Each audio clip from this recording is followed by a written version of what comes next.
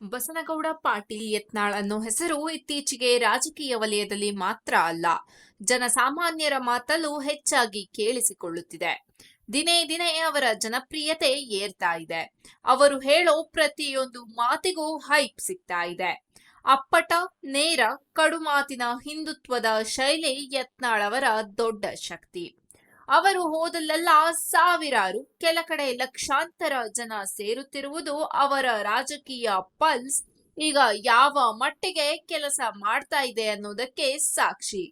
ಮೊದಲು ಉತ್ತರ ಕರ್ನಾಟಕಕ್ಕೆ ಸೀಮಿತವಾಗಿದ್ದ ಅವರ ಪ್ರಭಾವ ಈಗ ರಾಜ್ಯದ ಮೂಲೆ ಮೂಲೆಗೂ ವಿಸ್ತರಿಸುತ್ತಿದೆ. ಸಾಮಾಜಿಕ ಜಾಲತಾಣಗಳಿಂದ ಹಿಡಿದು ನೆಲಮಟ್ಟದ ಸಭೆ ಸಮಾರಂಭಗಳವರೆಗೆ ಯತ್ನಾಳ್ ಎಂಬ ಹೆಸರು ಹಾಟ್ ಟಾಪಿಕ್ ಆಗಿದೆ. ಬರುವ ವಿಧಾನಸಭಾ ಚುನಾವಣೆಯ ಹೊಸ್ತಿಲಲ್ಲಿ ಯತ್ನಾಳ್ ಅವರ ರಾಜಕೀಯ ನಿಲುವುಗಳು ಮತ್ತಷ್ಟು ಕುತೂಹಲ ಹುಟ್ಟಿಸುತ್ತಿವೆ. ಬಿಜೆಪಿಗೆ ಅವರು ಬರ್ತಾರೋ ಇಲ್ಲವೋ ಅನ್ನೋದಕ್ಕಿಂತಲೂ ಒಂದು ವೇಳೆ ಬಿಜೆಪಿಯಲ್ಲಿ ಅವರಿಗೆ ಸೂಕ್ತ ಸ್ಥಾನಮಾನ ಸಿಗದಿದ್ದರೆ ಹೊಸ ಪಕ್ಷ ಕಟ್ಟುವ ಉತ್ಸಾಹದಲ್ಲಿದ್ದಾರೆ ಅನ್ನೋ ಮಾತುಗಳು ಜೋರಾಗಿ ಕೇಳಿಬರುತ್ತಿವೆ. 2028ರಲ್ಲಿ ವಿಧಾನಸೌಧದ ಮೇಲೆ ರಾಷ್ಟ್ರಧ್ವಜದ ಪಕ್ಕ ಭಗವಾ ಧ್ವಜ ಹಾರಿಸುವುದೇ ನನ್ನ ಗುರಿ ಎಂದು ಅವರು ನೀಡಿರುವ ವಿವಾದಾತ್ಮಕ ಹೇಳಿಕೆ ಈಗಾಗಲೇ ಭಾರೀ ಚರ್ಚೆಗೆ ಕಾರಣವಾಗಿದೆ. ಈ ಮಾತು ಒಂದು ಕಡೆ ವಿವಾದ ಹುಟ್ಟಿಸಿದ್ರೂ ಇನ್ನೊಂದು ಕಡೆ ಹಿಂದೂ ಪರ ಸಂಘಟನೆಗಳು ಮತ್ತು ಹಿಂದುತ್ವದ ಪರ ಇರುವ ದೊಡ್ಡ ವರ್ಗದ ಮೆಚ್ಚುಗೆ ಪಡೆದುಕೊಂಡಿದೆ.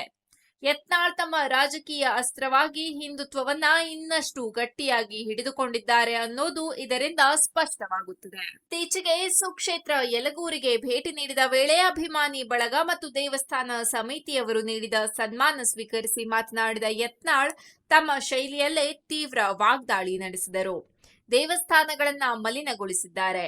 ಹಲವೆಡೆ ಪ್ರಸಾದವನ್ನೇ ಕೆಡಿಸುವ ಮಟ್ಟಿಗೆ ಅವರ ಮನಸ್ಸು ಮಲಿನವಾಗಿದೆ ಎಂದು ಅವರು ಹೇಳಿದ ಮಾತುಗಳು ಜನರಲ್ಲಿ ಆಕ್ರೋಶ ಜೊತೆಗೂಡಿದ ಒಪ್ಪಿಗೆಯನ್ನ ಗಳಿಸಿತು. ಅಯೋಧ್ಯೆ ರಾಮ ಮಂದಿರ ನಿರ್ಮಾಣಕ್ಕೆ ಹಲವು ದಶಕಗಳ ಹೋರಾಟ, ಅನೇಕ ಜನರ ತ್ಯಾಗ ಇದೆ. ಅವರ ಕನಸು ಈಗ ಈಡೇರಿದೆ.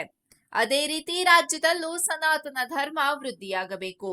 ಅದಕ್ಕಾಗಿ ಸನಾತನ ಧರ್ಮ, ಹಿಂದೂ ಧರ್ಮದ ಪರ ನಿಂತ ವ್ಯಕ್ತಿಗೆ ಮತ ಹಾಕಬೇಕು ಎಂದು ಅವರು ಮಾಡಿದ ಕರೆ ಅವರ ರಾಜಕೀಯ ದಿಕ್ಕು ಯಾವ ಕಡೆಗಿದೆ ಅನ್ನೋದನ್ನ ಮತ್ತೊಮ್ಮೆ ತೋರಿಸಿತು. ಇದಿಷ್ಟೇ ಅಲ್ಲ, ಯತ್ನಾಳ್ ಇತ್ತೀಚೆಗೆ ಸರ್ಕಾರದ ವಿರುದ್ಧ ನೇರವಾಗಿ ಉದ್ಯೋಗದ ವಿಷಯವನ್ನು ಮುಂದಿಟ್ಟಿದ್ದಾರೆ. ಕರ್ನಾಟಕದಲ್ಲಿ ವಿವಿಧ ಹುದ್ದೆಗಳ ನೇಮಕಾತಿ ಪ್ರಕ್ರಿಯೆ ಹಾಗೂ ತಕ್ಷಣ ಜಾರಿಗೆ ತರಬೇಕಾದ ಬೇಡಿಕೆಗಳನ್ನೊಳಗೊಂಡ 13 ಅಂಶಗಳ ಪಟ್ಟಿಯನ್ನ ಅವರು ಹಂಚಿಕೊಂಡಿದ್ದಾರೆ.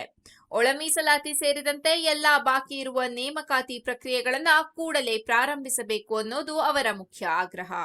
ನಾಡಿನ ಯುವ ಶಕ್ತಿಯ ತಾಳ್ಮೆಯನ್ನ ಸರ್ಕಾರ ಪರೀಕ್ಷಿಸುತ್ತಿರುವಂತೆ ಕಾಣುತ್ತಿದೆ ಎಂದು ಹೇಳಿದ ಅವರು, ಹಗಲಿರುಳು ಶ್ರಮಪಟ್ಟು ಸರ್ಕಾರಿ ಉದ್ಯೋಗಕ್ಕಾಗಿ ತಯಾರಿ ನಡೆಸುತ್ತಿರುವ ಉದ್ಯೋಗಾಕಾಂಕ್ಷಿಗಳಿಗೆ ಸರ್ಕಾರ ನಿರಂತರ ಅನ್ಯಾಯ ಮಾಡ್ತಾ ಬಂದಿದೆ ಎಂದು ಆಕ್ರೋಶ ವ್ಯಕ್ತಪಡಿಸಿದರು. ಅನೇಕ ಅಭ್ಯರ್ಥಿಗಳ ವಯೋಮಿತಿ ಈಗಾಗಲೇ ಮುಗಿದಿದೆ. ಅವರ ಭವಿಷ್ಯ ಅಂಧಕಾರದಲ್ಲಿದೆ.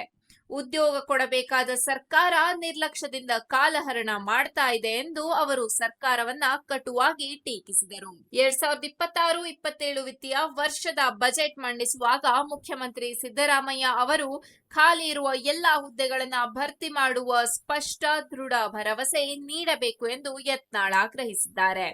ಒಂದು ವೇಳೆ ಸರ್ಕಾರ ಇದೇ ನಿರ್ಲಕ್ಷ್ಯ ಧೋರಣೆಯನ್ನ ಮುಂದುವರಿಸಿದರೆ ವಿಜಯಪುರದಿಂದ ಬೆಂಗಳೂರಿನವರೆಗೆ ವಿಧಾನಸೌಧ ಚಲೋ ಪಾದಯಾತ್ರೆ ನಡೆಸಿ ಸರ್ಕಾರಿ ಉದ್ಯೋಗಾಕಾಂಕ್ಷಿಗಳಿಗೆ ಆಗುತ್ತಿರುವ ಅನ್ಯಾಯವನ್ನ ರಾಜ್ಯದ ಮುಂದೆ ಬಯಲಿಗೆಳೆಯಲಾಗುತ್ತದೆ ಎಂದು ಅವರು ಎಚ್ಚರಿಕೆ ಕೂಡ ನೀಡಿದ್ದಾರೆ.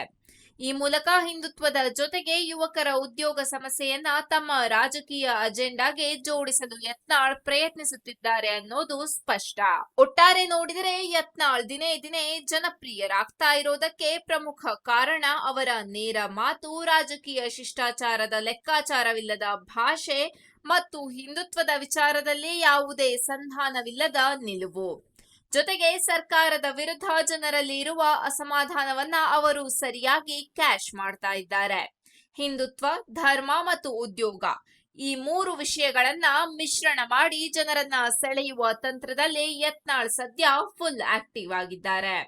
ಬರುವ ಚುನಾವಣೆಯ ವೇಳೆಗೆ ಅವರು ಬಿಜೆಪಿಯಲ್ಲೇ ಪ್ರಮುಖ ಪಾತ್ರ ವಹಿಸ್ತಾರಾ ಅಥವಾ ಸ್ವತಂತ್ರ ದಾರಿಯನ್ನೇ ಹಿಡಿಸ್ತಾರಾ ಅನ್ನೋದು ಕಾದು ನೋಡಬೇಕಾದ ವಿಚಾರ.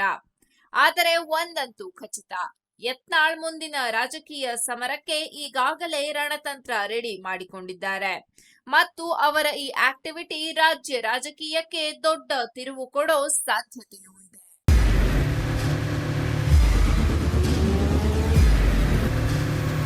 ಪ್ರಜಾಮಾರ್ಗ ನ್ಯೂಸ್, ಇದು ಜನಸಾಮಾನ್ಯರ ಧ್ವನಿ. ನಮಸ್ಕಾರ. ನೀವು ನೋಡ್ತಾ ಇದ್ದೀರಾ ಪ್ರಜಾಮಾರ್ಗ ನ್ಯೂಸ್. ರಾಷ್ಟ್ರದ ರಾಜ್ಯದ ರಾಜಕೀಯದ ಬಗ್ಗೆ ಹೆಚ್ಚಿನ ಸಿನಿಮಾ ಅಪ್ಡೇಟ್ಗಳಿಗಾಗಿ ಫಸ್ಟ್ ಲೈಕ್ ಮಾಡಿ, ಸಬ್ಸ್ಕ್ರೈಬ್ ಆಗಿ, ಹಾಗೆ ಫಾಲೋ ಕೂಡ ಮಾಡಬೇಕು.